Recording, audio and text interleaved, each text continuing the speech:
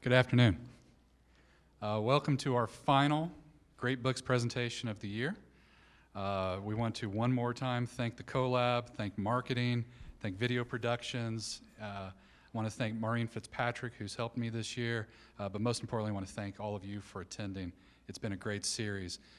Do keep an eye open, an ear open to next year. We are already scheduling our 6 presenters for 2019-2020. So when you get back in August, look us up for that. My name is Michael Carragher. I'm assistant professor of English here at Johnson County.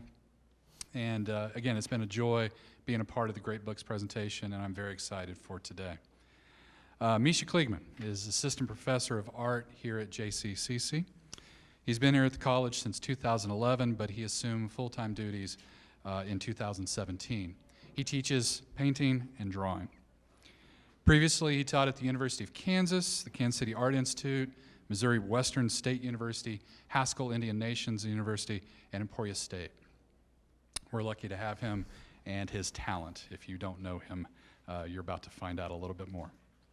He earned a BA in art from Cleveland State University in 2000 and an MFA in painting and drawing from KU in 2009.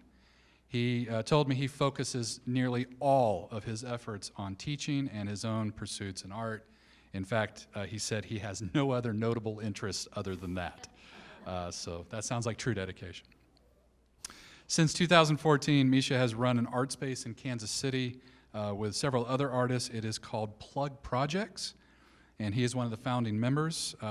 On the website, it says this: it is a quote, curatorial collaboration to bring fresh perspectives and conversation to the local art community.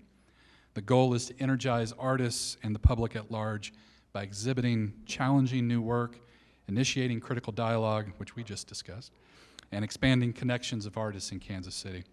If you're interested, you can see more at plugprojects.com. Very exciting venture. And I would also add that Misha has a solo show of paintings going up at Studios Inc. in the East Crossroads District, May 10th? May 10th. So if you've not seen his work, do check it out. Today, Misha will be discussing the Master and Margarita. As many of our presenters often tell me, he chose this book because it was an influence on him at a very young age. He read it as a teenager, and he said it captured his imagination in a way in terms of addressing and critiquing history and culture. It has taught him quite a bit about art and the way art can work. Misha Kligman. Okay, thanks, Michael. Can you guys hear me okay with this thing on? Thank you. Thanks for inviting me to do this, and the English department and journalism department for asking me to talk about a book I like, which I happily complied. I started thinking, what is the book I want to talk about? And this book surfaced in my mind. So it's a book I read as a young man. I was probably 15 when I first read the book. The book was around my house. It was on the bookshelf, and somehow I ended up reading it. And immediately I sort of fell in love with it, and since then I've read it many more times. There are movies sort of made based on the book, TV series that you can find actually on YouTube if you want to watch it, which I've also rewatched and seen. So the book sort of is lodged in my memory, and sort of from a long time ago has been sort of, I don't know, asserting itself in different ways as I move through life. The book is written by a person with the same first name as me. Mikhail Bulgakov is his name. He's a well-known Russian, Soviet, and Russian, I guess, writer. And the title of the book is The Master and Margarita. A little bit about the writer. So he was actually born in a pre-revolutionary time. 1891 was the time of his birth. He was born in Kiev and educated as a doctor and worked in that profession until his early 30s, where due to kind of circumstances, he kind of lived through the First World War, and then was employed, I guess, as a doctor in the front lines, was wounded, And then when the revolution happened in the Soviet Union, I don't know how much you guys know about history, but I'll touch on this a little bit, which happened in 1917.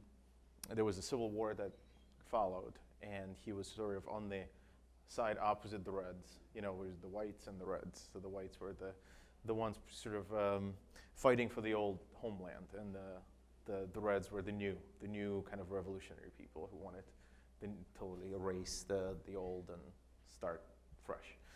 So he was on the echoey. He was on the white side. So if I were growing up thinking of a person, and I grew up in the Soviet Union, thinking of a person who was on the side of the whites, they would always be in history books and in popular imagination painted as your enemy, essentially. You would think of them as the other, right? Even though they're also kind of from that place. So that's just a little bit of his biography. In, I think, early 20s, 1920s, he moves to Moscow, and that's he kind of settles there and begins his writing career. First, sort of writing, here I'll move on a little bit. First writing newspapers and publishing plays and writing short novels and stories and so forth.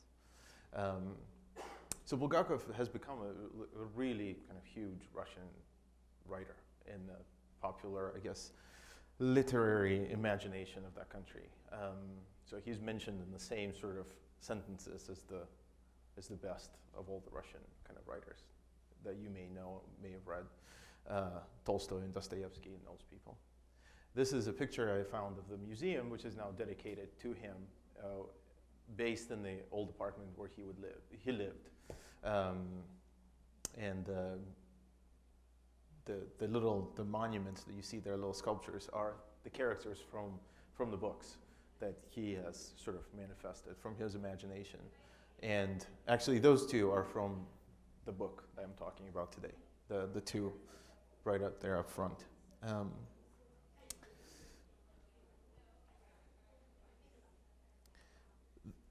Master and Margarita is a pretty kind of a interesting tale that has a lot of bloody, kind of interesting, strange episodes, almost surreal episodes.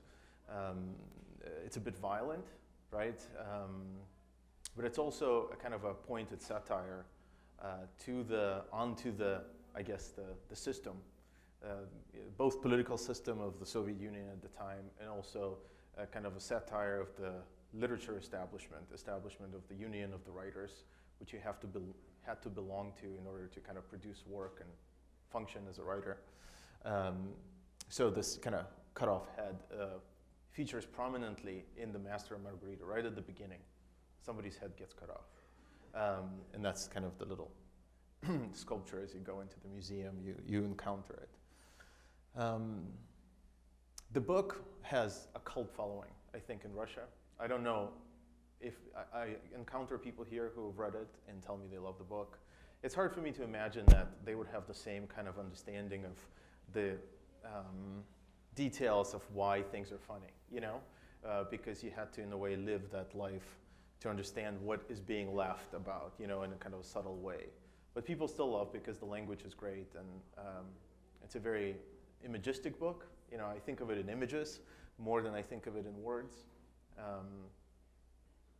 Maybe because of that, there's been many illustrations made to the book, accompanying the book, many editions of that book, and I've used a lot of these illustrations to kind of throughout the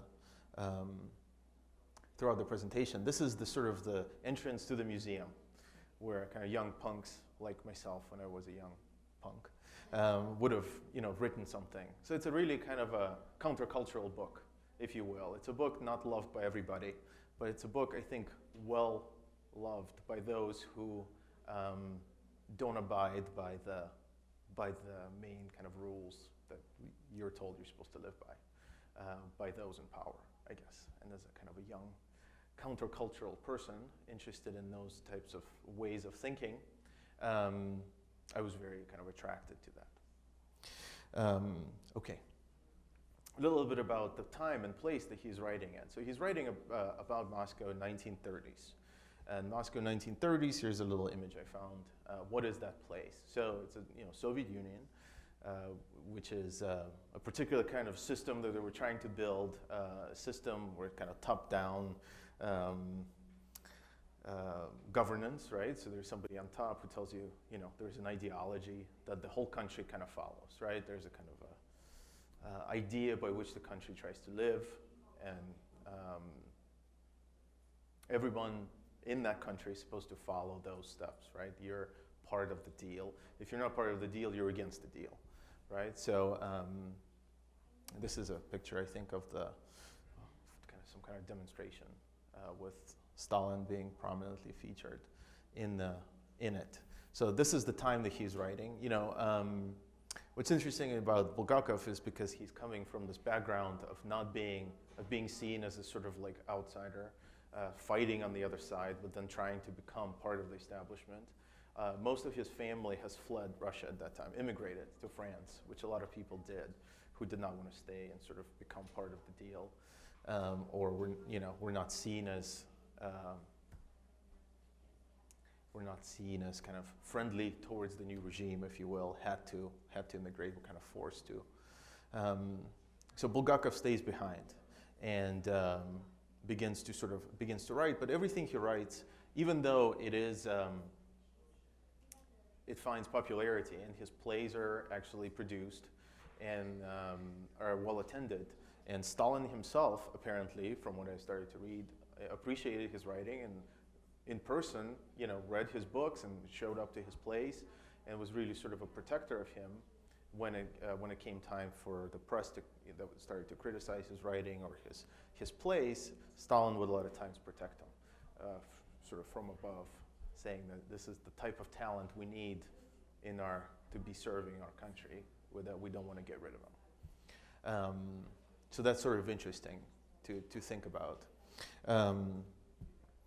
This picture, when I was making work for my thesis show in graduate school, these are the types of historical documents I would use in kind of my research for the work, so I remembered it for today's presentation. And this is a picture that shows, again, Joseph Stalin and his high-ranking officials in his kind of circle in the first picture, right? And in the second picture, the person on the right is retouched, right? Pre-Photoshop, this is all done by hand. Photographs of people would first appear in public life, right? Newspapers and so forth. And then as those people fell out of favor or were, killed by the regime, those people would start to disappear from public records, right? So like photographs you would go back and retouch the photograph. And then those photographs reappear again. And then eventually somebody else would disappear. The photograph would go through the same kind of process. Same happened with monuments of anybody. Any kind of memory would start to be erased from the public kind of imagination. Interestingly enough, when Bulgakov writes Master and Margarita, there's a lot of disappearing people. People disappear for different reasons. They're not described as having been killed or arrested. I mean, some of them are arrested, but they disappear. And that's a kind of a poke at what was going on in the 1930s, which is, if you're a writer or an artist or a prominent cultural worker of any kind, you're always under a kind of a threat, right, for having done something for which you would be accused, anti-Soviet propaganda or whatever.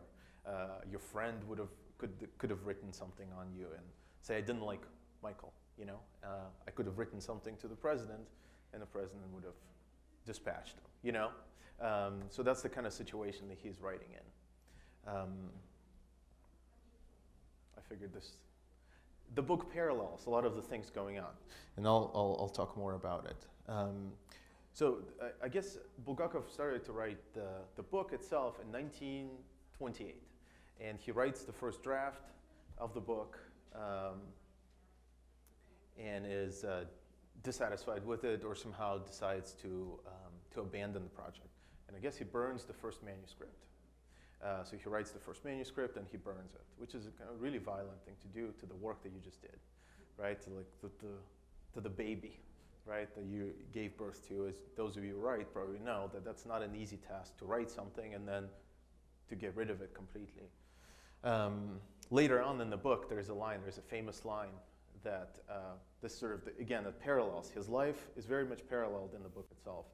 And there's a line that says that manuscripts don't burn. When it's, manuscript of a writer is resurrected by another character with the power to do so. So he then picks up the project again later on, decides it's a worthy project to go for, and kind of resurrects it, rewrites it again, and continues to work on it until his death, which is, he died in 1940. So he was a fairly young, in our understanding, person, middle-aged, I guess, is when he died. He writes the book until that time, and at the end, his third wife basically picks up whatever notes, notations, handwritten pages he left behind and edits them for 20 years afterwards, sort of pieces it together. And so the book does not see the life of day until 25 years later. First it comes out, because the book is so sort of controversial, and he knew it when he was writing the book, he knew that the book would get him in trouble, basically, yet he was still writing it, which is an incredible feat of bravery, if you think about the kind of threat that you're under. It's like, for writing a book, you're killed, right? We don't really think about art that way anymore in those terms. Everything we make, I'm an artist, these guys are, poets and so forth. Everything we make is in a sense absorbed. It's, we're not endangering ourselves really in this particular situation, which is great, right? There's a kind of freedom. But this person was not doing it that way, right? Like everything he's writing, he knows that the risk for doing this, if it is published, if he tries to publish it, is in a sense death, right? So it's interesting to compare times in history or different situations. I think it's the same way in China right now. And think the kind of risks that artists probably, or just people take, and at what cost. When we think that we take risks, I guess. I reflect on that when I think I'm risking something in my work, but really, come on. So the book first comes out in the Soviet Union in pieces, in a literary magazine, I think, if I remember correctly from my notes, in 1960, in the early 60s, when books such as that begin to be published because the change in government. And they started to allow the kind of more critical things to start coming out. But the book is still published with a lot of redactions and is still censored. And there was such a thing in the Soviet Union, it's called the samizdat, which is, I found a couple copies, and there were people, just regular old citizens with a typewriter, who would retype books that were banned. So it's a banned book, essentially. It's a book that's heavily redacted, right? And in order to let that book come out in some way in its full form, the only way to do it was for somebody to kind of sneak it out and for somebody to type it out by hand, piece by piece, and then there would secretly be those types of books from the samizdat, which is a self-publishing, really, kind of, that's how it translates. That's how they would be distributed. So a lot of books that we now know and have and are in circulation would not have been allowed to be out in the public. And the only way people knew of them is through these like little handmade, bound, almost sketchbook-like copies. So I found this. This is a copy of that book made by somebody on a typewriter. All right. So what is the book? The book has a kind of a larger narrative, I guess, an overarching narrative, and several narratives within the overarching narrative. And I'll try to kind of poke at them a little bit without, I guess, explaining too much of it. So if you decide to read it, I'm not spoiling too much for you. But if you came to this talk, I'm spoiling some stuff for you. The book begins sort of very abruptly with Devil appearing in Moscow. And that's sort of already right from the beginning. What the hell? Even the idea of devil, in the Soviet Union is a laughable idea. Anything mystical, anything of a religious kind, any kind of thinking beyond kind of rational, humanistic thinking was kind of laughed at, right? Unless it's scientific and provable, and rational, right? There's nothing here for us. So he already knew by even beginning with this, taking devil up as a character was already a huge risk, right? Like, who's going to take this seriously? So devil appears and enters into conversation with a writer, a poet, and a person who is sort of overseeing, who's the head of a union of writers.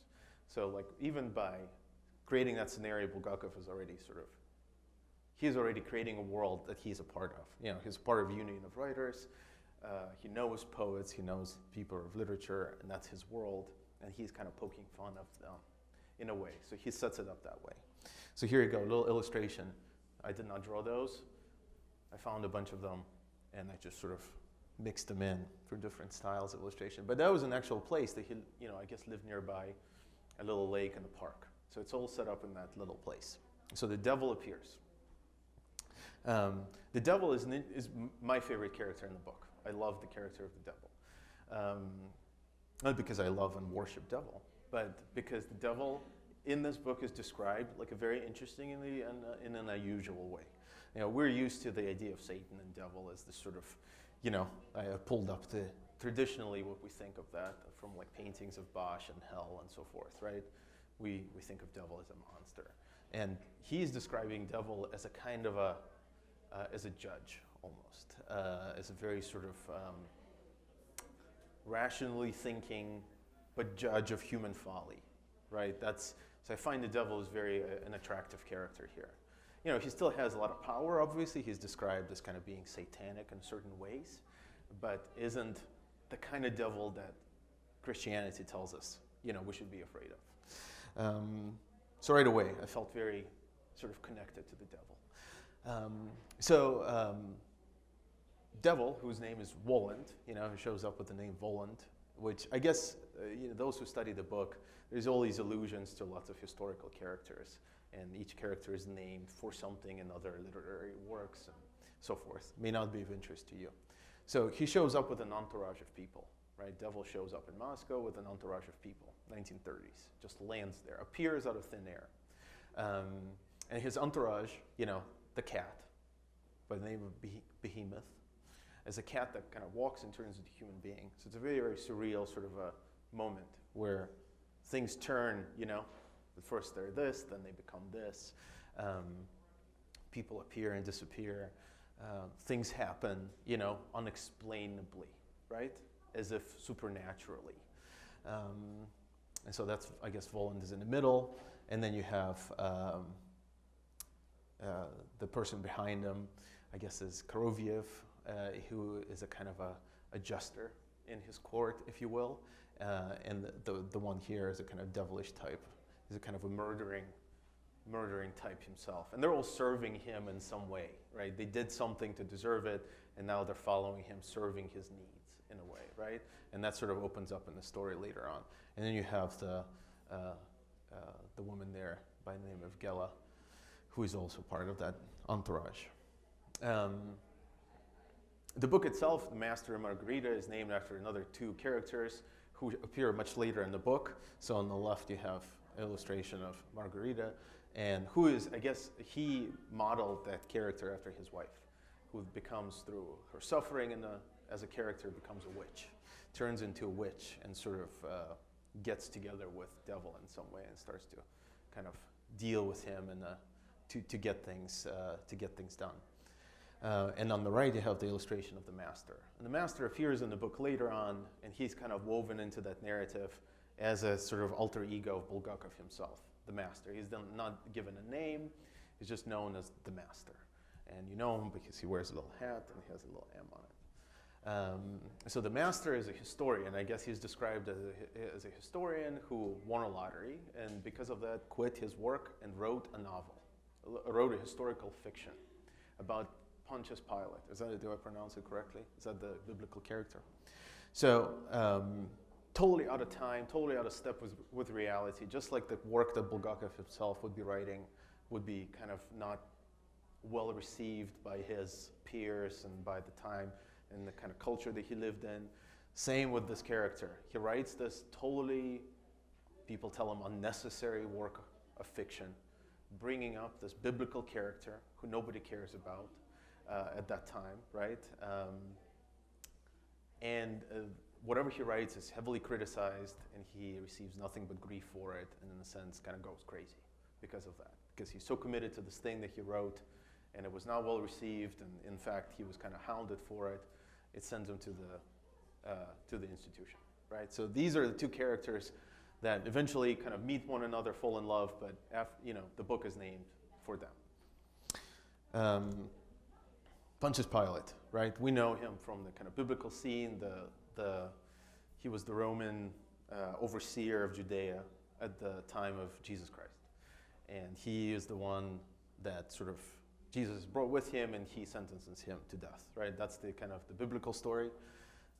The narrative of the biblical Judea is sort of woven into the modern time of Moscow. So they jump times, which is something I really love about the book. At first you're here, next thing you know you're over there, right? At first you're in Moscow, 1930s, things are described as such, and next thing you know, you're in biblical Judea, and you're following, Jesus, who is called Yeshua, and you're kind of listening to the conversation Yeshua is having with Pontius Pilate, right? So you're one chapter you're here, the next chapter you're there.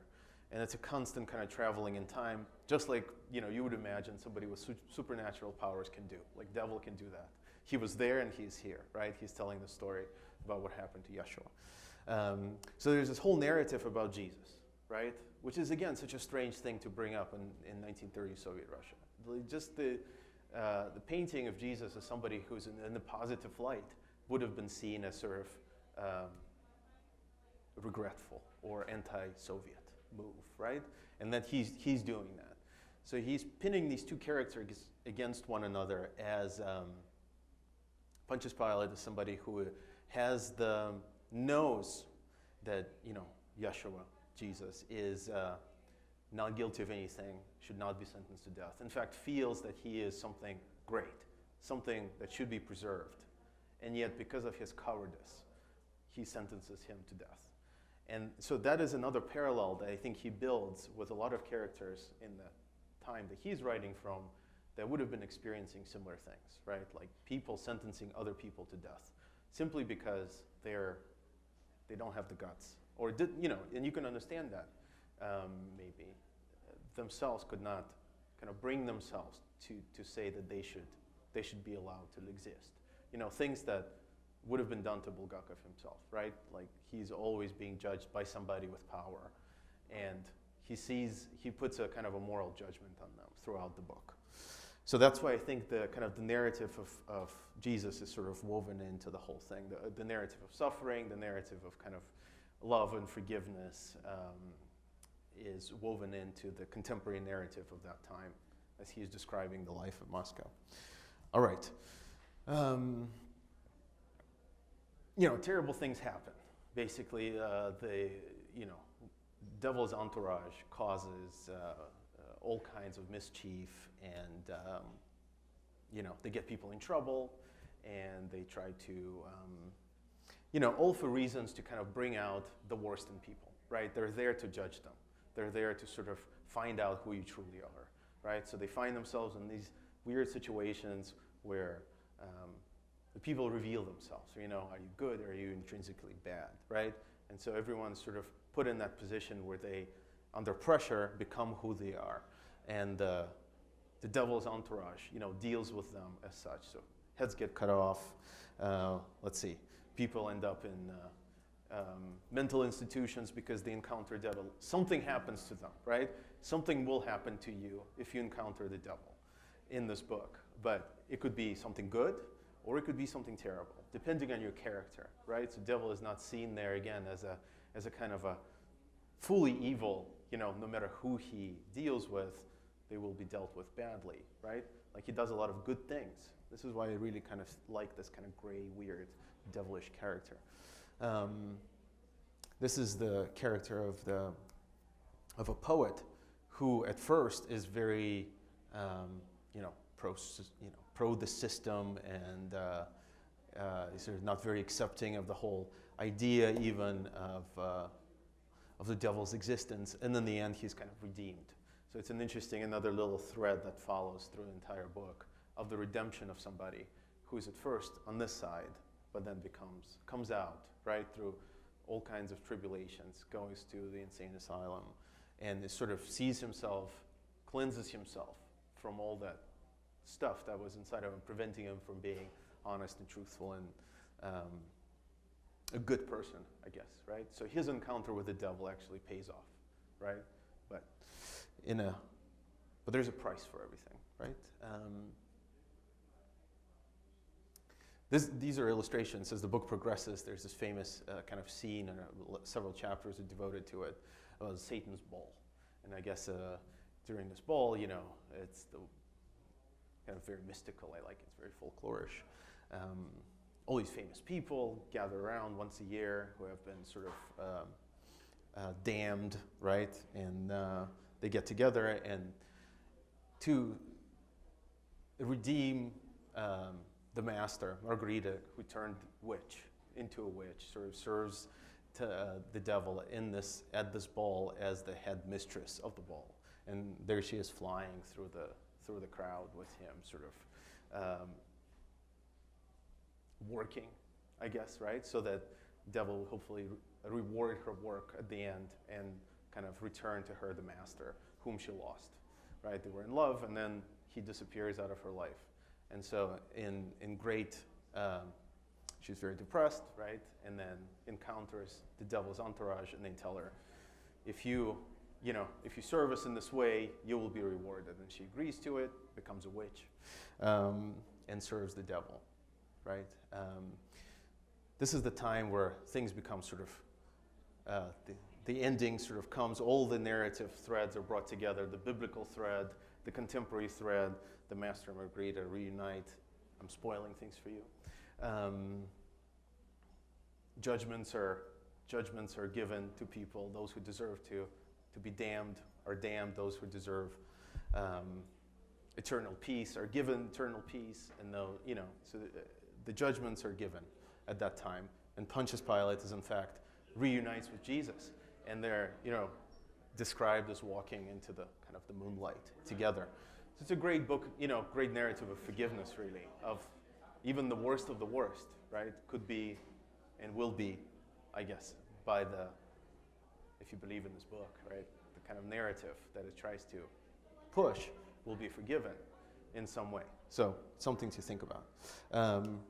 This is my last slide, which I really like as a kind of ending point of my time. Kind of right from Magritte, if you know that Belgian painter, the guy with the bowler hat, the devil and the cat kind of overseeing that city. And so the idea is, I guess, they travel from place to place and wherever they appear, so watch out. Things may happen to you. Make sure, check yourself, make sure you're on good terms with yourself before encountering the devil. All right. There is my presentation to you about the book. I hope you read it. I mean, obviously that's the whole point, right? Of bringing people in, infecting you with the desire to maybe read the book. It's a great book. And so how did it, I guess the question that you said, which I told you, that the book affected the way I see how art works, right? To kind of answer that back to myself, for myself. The way I think he writes that everything that's normal is all of a sudden, there's a kind of a dimension of a supernatural, or maybe something invisible, right? That's constantly surrounding us. Was an interesting way to think, right? Because I grew up in a place where it was completely normal, right? Like normality was the point, right? Normality, status quo was the kind of the way of disciplining people, if you will, right? So to live in a kind of imaginary way outside of these norms was of great help. And to kind of think that the state is not most powerful, right? There are forces outside of their control, is what the book basically tries to tell you. And it was a hopeful thing to do, right? To imagine that there are other things to be afraid of, I guess. other than sorry, that's the answer.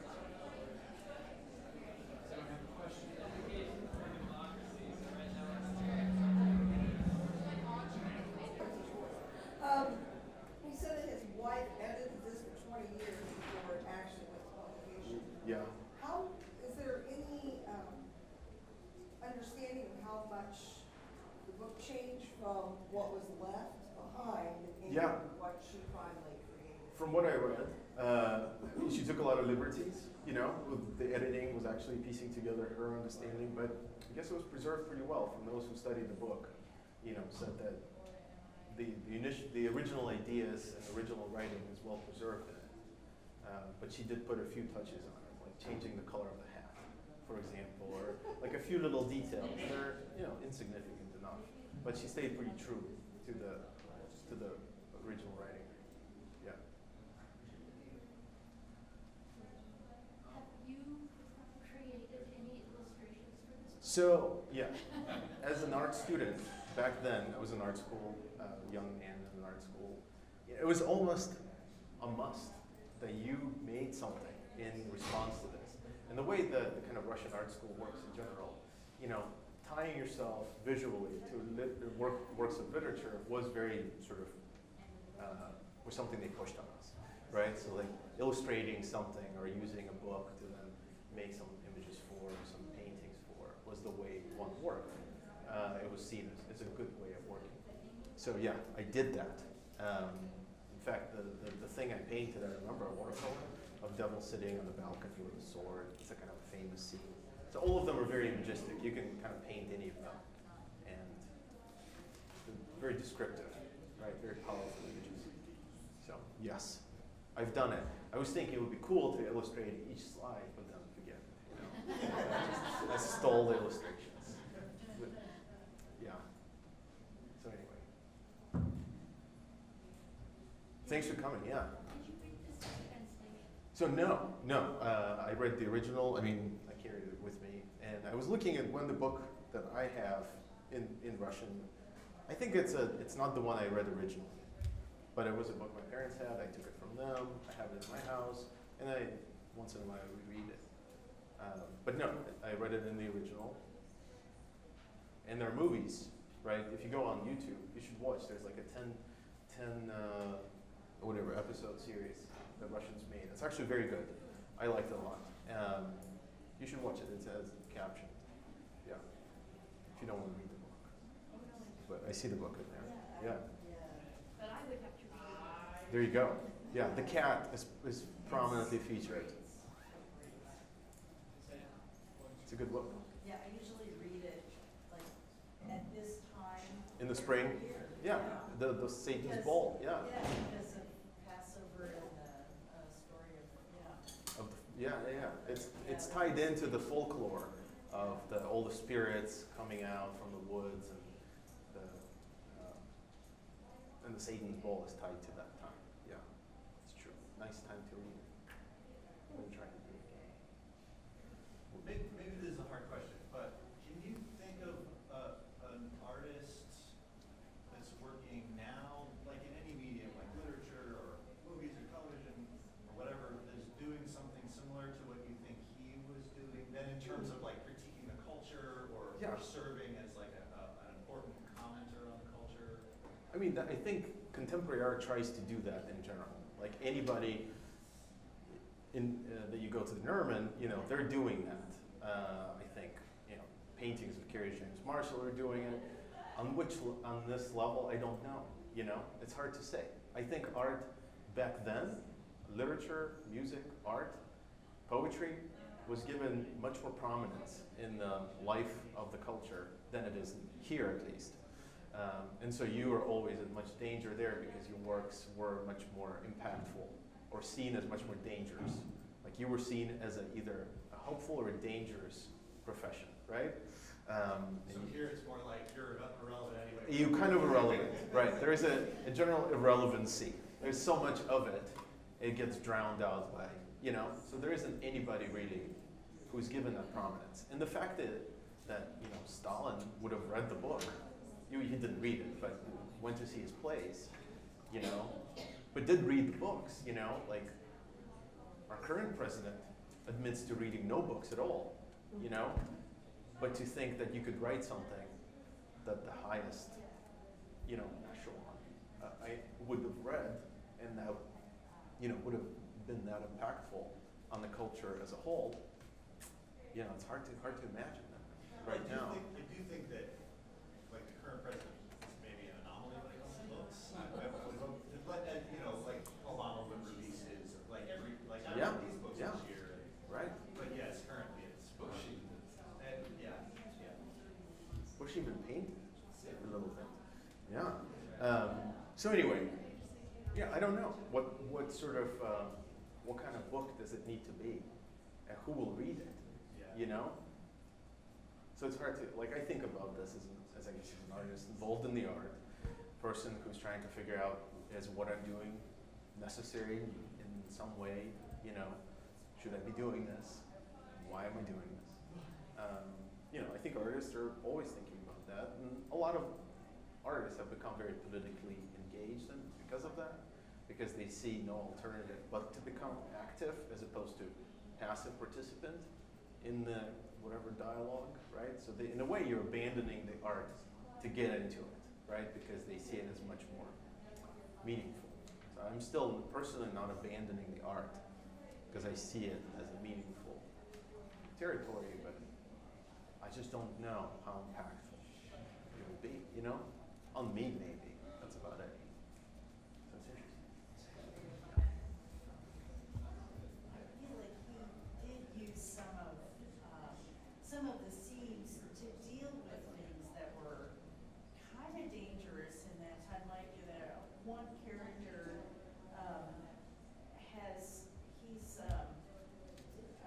has a dream about handing over your foreign currency because the devil has tricked him into having foreign currency, and that was a big deal then.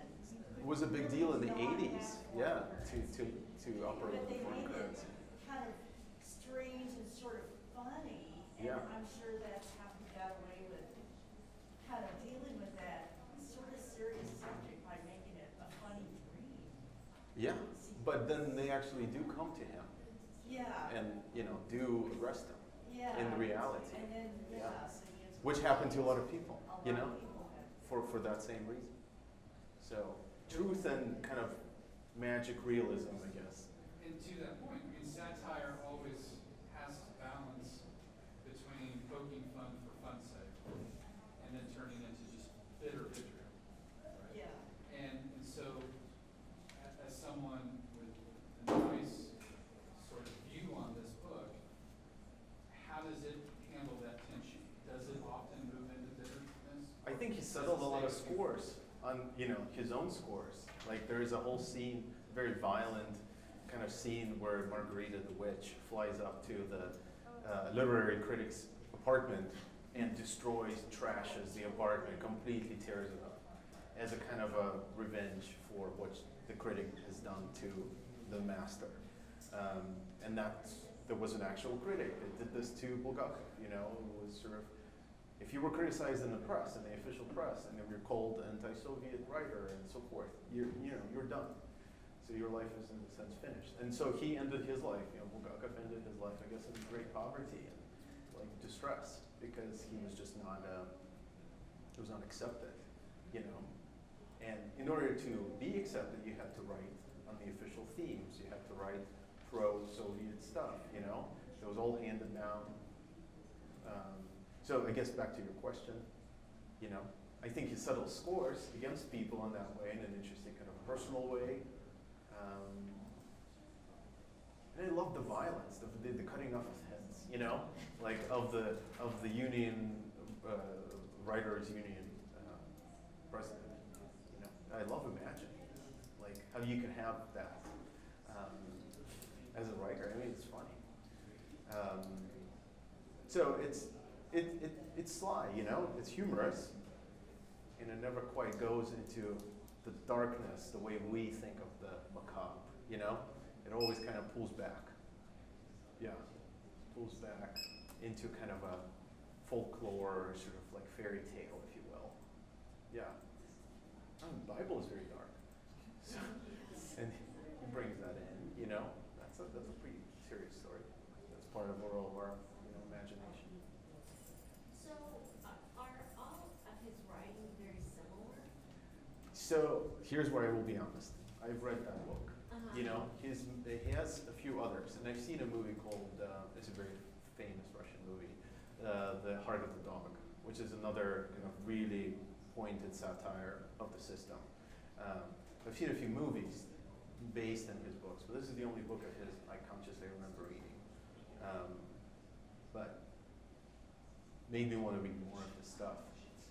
Yeah, I think my question really, it makes me wonder why he didn't do any more with this book. Was his book finished when he died, or was he afraid to put it out there? I don't know. I bet the information is out there. I think he did finish it, and then he died. I mean, there's some recorded moments in his journals that he's like praying to sort of finish the book before he dies. Okay. In a way, right? So that was his intent. To finish it. Yeah, that was his last. He wrote it for like 8 years, yeah. On and off, while struggling, could not make a living. You said he had 3 wives. I guess he had 3 wives, yeah. So, you don't know which of the wives. The last one, number Yeah. 3. Yeah, the last one ended up doing it for him. The one that could profit. I'm sure she profited 0. Yeah. In fact, you're instead of profiting, you're probably putting yourself in great danger by even having the manuscripts. Yeah. Any other questions? Thanks for coming. Yeah, thank you. It was great to talk for me.